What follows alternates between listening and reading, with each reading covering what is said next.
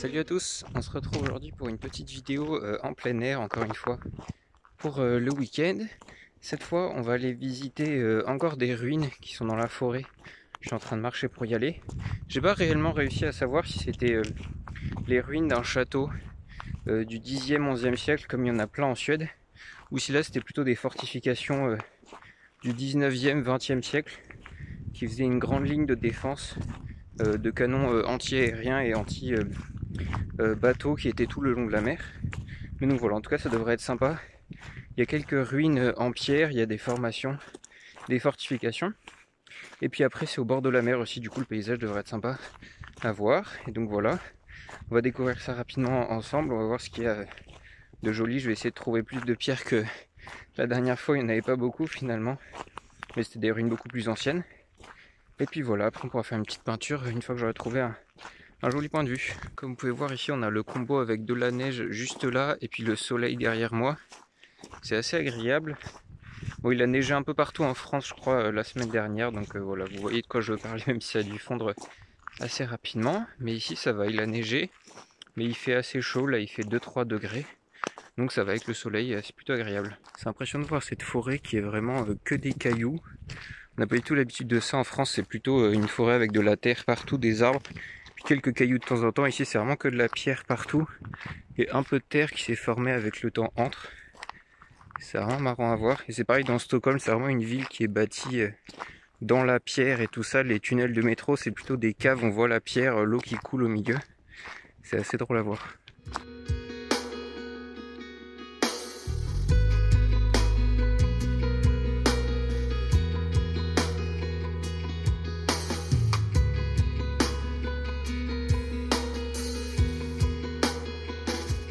Je crois que j'ai fini par trouver l'endroit dans la forêt, un peu caché sous la mousse, au milieu des arbres et tout. C'était pas évident à trouver. Mais juste derrière moi, là, on peut voir un long mur ici qui continue. Puis là-bas, il y a d'autres formations. Je continue à faire le tour. Mais ce que moi, c'est pas mal. C'est marrant, c'est vraiment enfoui sous la mousse depuis pas mal d'années, je pense.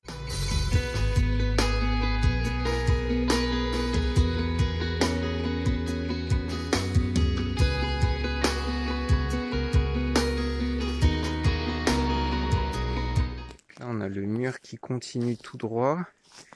Et là, on a un peu des creux au milieu. Ça devait peut-être être des anciens chemins ou des morceaux effondrés. Et juste là au bout, on a un joli mur enfoncé dans la roche.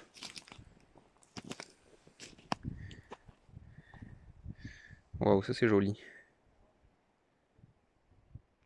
Et là on est sur un petit promontoire, il y a pas mal de vent et on voit la mer juste au fond là-bas. Je vais peut-être essayer d'aller le voir tout à l'heure. Et on a la belle forêt à nos pieds. Bon, c'est clairement une forêt d'exploitation, il y a beaucoup d'arbres coupés et tout ça.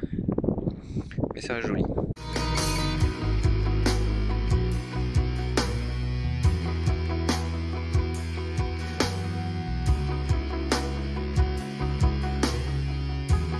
À mon avis, il y a des sangliers dans le coin, vu comme la terre est retournée par endroits comme ça. Ils ont dû chercher les jeunes pousses, les racines et tout. C'est bien retourné. Et là, regardez, un petit peu plus loin, on a un autre mur de pierre là en forme un peu carrée. Comme ça. Et juste derrière, on a aussi un autre mur juste là. C'est un peu organisé en petit alvéole comme ça. Je sais pas si c'était des maisons, des tours ou juste des murs d'enceinte avec d'autres choses au milieu. Mais on peut les voir là derrière qui continuent les murs. Et là avec un petit joli muret recouvert de mousse. Et on continue de descendre, là je crois que j'arrive dans une espèce de marécage gelé. Avec les arbres qui sont au milieu de la glace, c'est assez drôle. Avec la mer un peu plus loin. Je vais aller voir ça de plus près, voir ce que ça donne. C'est plutôt joli cet ensemble avec la glace là et puis les quelques arbres qui sont au milieu. C'est pas complètement fondu encore, même si c'est bien dégelé, mais c'est assez drôle. Puis comme ça le soleil se reflète bien dessus. C'est assez joli. Je sais pas pourquoi c'est comme ça. Peut-être que le niveau de l'eau est particulièrement haut. Mais je sais pas trop. Alors, je suis arrivé à une petite cabane, une espèce d'abri là pour pouvoir dormir. Et puis juste devant là il y a de quoi faire un barbecue. Et on a la belle vue sur la mer gelée juste devant là. Très sympa comme endroit. Je pense que je vais rester ici pour me poser pour le déjeuner. Et puis après je trouverai un endroit pour faire une petite peinture.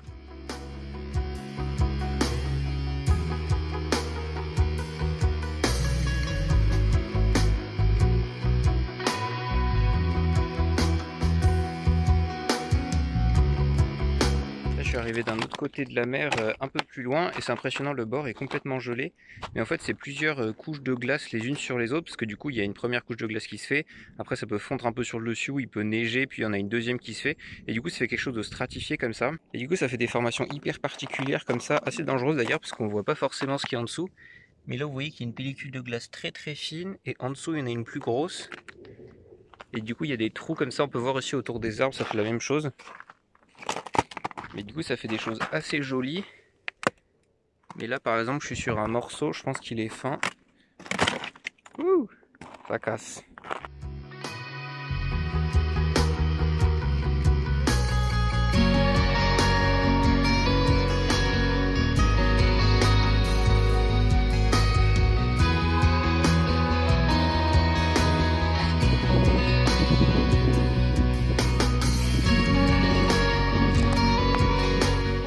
Et regardez ce que j'ai trouvé par terre dans la forêt. On dirait un bois, je sais pas si c'est un chevreuil, un cerf, ça a l'air assez petit. À mon avis, il est là depuis un petit moment parce qu'il s'est fait un peu grignoter par d'autres animaux. Eh bon, c'est marrant. Ah, et juste là, on peut voir l'œuvre d'un castor sur ce malheureux petit bout d'arbre qui s'est fait grignoter. Là, il s'est fait manger toute son écorce et après il s'est fait tailler en pointe pour être coupé. En ce moment, les castors sont un peu sortis d'hibernation, donc c'est assez courant. Il y en a plein d'arbres comme ça qui sont coupés, du coup qui tombent et tout. Regardez, il y en a un autre juste là. Voilà, il est gros par contre. Le castor était ambitieux. Et ils se font complètement manger comme ça la souche et du coup ils tombent. Wow, ça c'est une cascade de glace assez impressionnante. C'est marrant là, les stalactites elles sont jaunes, très très beau. Et là juste au-dessus on a une souche qui est énorme. J'allais voir ce que c'est comme arbre. Il a vraiment l'air gros. En fait je crois que c'est assez courant que les arbres tombent ici. En fait comme tout est en pierre, comme tout est vraiment en pierre ici, on est vraiment sur un sol rocheux fait avec des grosses pierres. Du coup par-dessus il y a une petite couche de terre qui a été formée avec la décomposition des différentes feuilles avec les années. Mais elle n'est pas très profonde et du coup les arbres ne peuvent pas faire des racines profondes. Du coup ils restent assez en surface. C'est pour ça qu'il y a vraiment des arbres tombés partout. Là il y en a encore un juste là que j'enjambe. Il y en a vraiment des arbres tombés partout. Parce que du coup comme ils n'ont pas de racines très profondes et qu'il y a du vent en plus avec la mer, il doit y avoir des bonnes rafales de temps en temps, du coup tout tombe. Et là vous voyez l'arbre qui est tombé juste là. Et du coup en fait toutes ces racines étant en surface, comme on peut voir juste en dessous, et du coup il est tombé hop là par terre. Regardez, quand je vous disais que les arbres poussaient vraiment au milieu des cailloux, là on a une espèce d'arbre comme ça qui est à moitié mort. Il y aurait un sapin qui pousse vraiment au ras des cailloux. C'est assez fun comme forme, ils poussent comme ils peuvent dans leur territoire.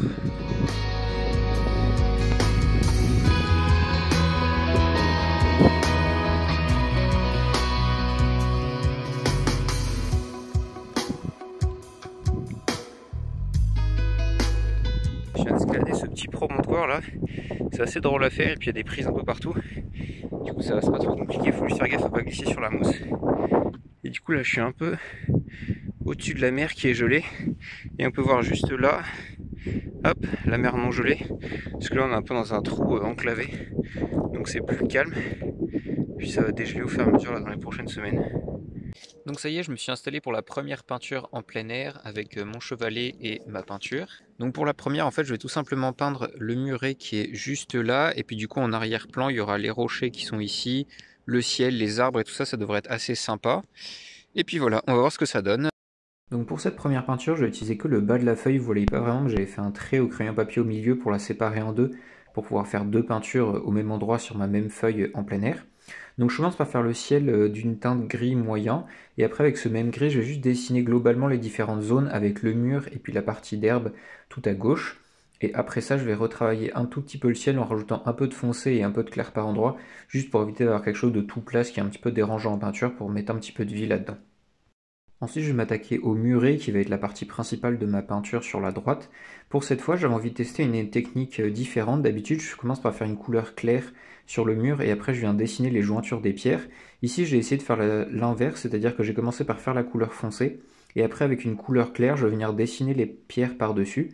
Je trouve ça assez intéressant comme technique parce que du coup, la couleur foncée et la couleur claire vont se mélanger par endroits, faire des teintes un petit peu différentes et du coup en fait ça fait un petit peu une texture naturellement sur les différentes pierres et en laissant les jointures comme ça entre chaque pierre que je dessine par-dessus. Je trouve que ça rend assez bien. Après, peut-être que je les retravaillerai pour faire un petit peu plus de texture ou de détails, mais je trouve que c'est pas mal comme technique. Donc voilà, nouvelle chose à tester. Après le muret et les autres pierres, je vais m'occuper maintenant du sol, de toute la partie avec la mousse et l'herbe, qui est assez complexe parce que c'est comme d'habitude, c'est un petit peu plein de teintes différentes, entre du vert foncé à l'ombre, du vert un peu plus clair, du vert plus jaune, parce que l'herbe est brûlée par le gel, ou bien il y a des endroits qui sont très rouges, avec toutes les aiguilles de pin séchées. Du coup, pour faire ressentir un petit peu tout ça, je commence par faire un vert moyen partout sur la zone qui va être de l'herbe, et puis après je rajoute un petit peu la mousse à droite à gauche sur les pierres. Et après, en fait, une fois que j'ai cette base, je vais pouvoir la retravailler en venant tapoter très doucement avec mon pinceau pour faire de la texture. Du coup, je retravaille avec des zones un petit peu plus jaunes, un petit peu plus rouges, un peu plus vertes, comme j'ai dit juste avant. Et en fait, en superposant les différentes zones comme ça, en tapotant avec mon pinceau, et on a une belle texture à la fin. On a quelque chose d'uniforme au niveau de la teinte générale parce que j'ai fait un vert moyen partout au début. Du coup, ça fait quelque chose de cohérent avec une belle harmonie des couleurs. Et en même temps, on a toutes les différentes couleurs qui représentent bien en fait tout l'environnement naturel qui est dans cette forêt. Comme d'habitude en plein air, le but c'est vraiment de capturer l'essence du lieu. Donc là c'était vraiment le muret, le coteau avec les différentes pierres et puis après je vais rajouter des arbres derrière.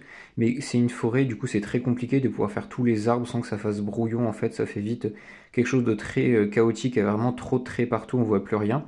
Du coup en fait souvent dans ces cas-là j'en sélectionne quelques-uns qui me paraissent importants pour bien rendre compte de la scène qui était devant moi. Et puis je les fais un petit peu détailler et puis j'enlève les autres en fait pour pas que ça fasse trop brouillon.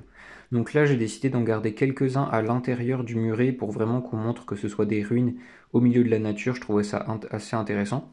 Du coup, je vais en faire 4 à peu près au milieu. Et pour chacun, en fait, je vais essayer de faire une teinte de marron différent pour le tronc. Il y en a certains qui vont être un petit peu plus jaunes, d'autres plus rouges, d'autres plus gris. Et c'est important de vraiment modifier, de ne pas faire un marron et de faire tous vos troncs avec, parce que sinon, en fait, comme c'est des espèces d'arbres différentes, ils ont une écorce différente. Et du coup, ça fait bizarre s'ils se ressemblent trop les uns les autres.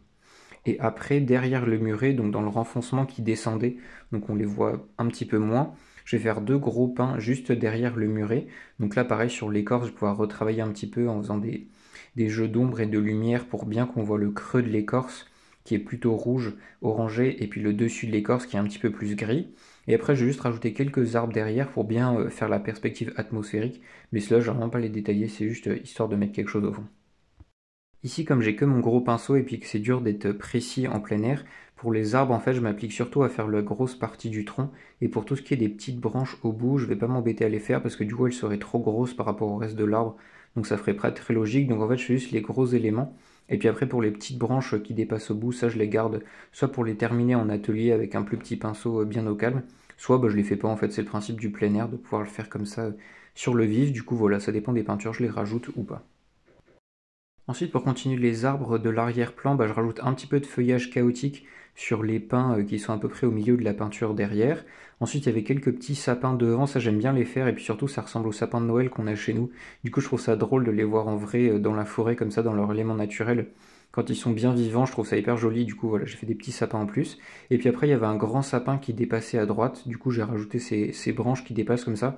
Je trouve ça cool dans les peintures en plein air et dans les peintures en général de faire des éléments qui sont pas terminés, comme ça montre que en fait on ne fait pas une peinture sortie du décor mais qu'elle est dans un décor et du coup qu'il y a une branche d'un arbre qu'on voit pas beaucoup qui dépasse un peu ou des pierres comme ça qui sont à moitié coupées. Je trouve ça cool à faire parce que comme ça on a vraiment un décor plein et entier, on peut se projeter dans la peinture, ça fait pas quelque chose qui est sorti de la réalité quoi.